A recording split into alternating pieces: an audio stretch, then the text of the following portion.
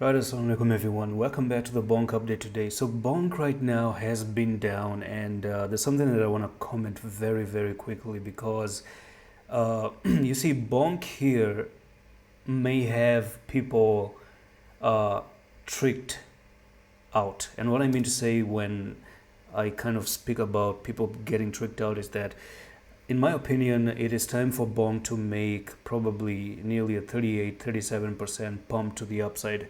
So how does this 37% come from? Where does this come from? So there are some few reasons I want to tell you why we may see Bonk going up again. Now, of course, number one is the most basic reason that nothing ever goes down straight like that, right?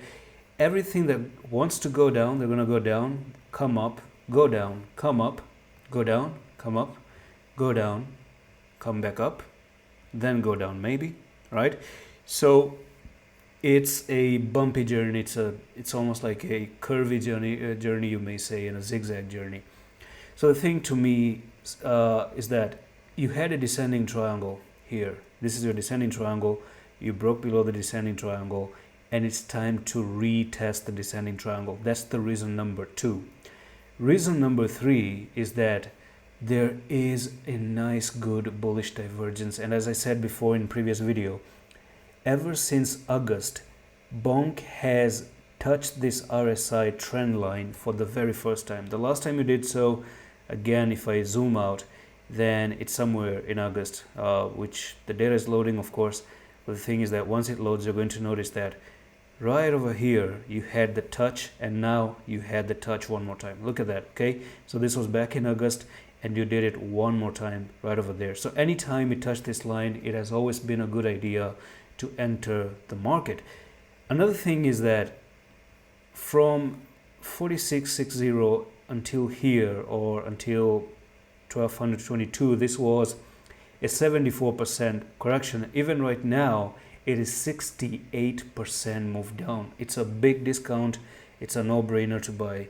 Another thing is that if you check the 1 hour time frame as well, it does look like there is a nice good bullish divergence that you may notice. So the prices were moving to the downside and the RSI is climbing to the upside. So buying activity is indeed going on.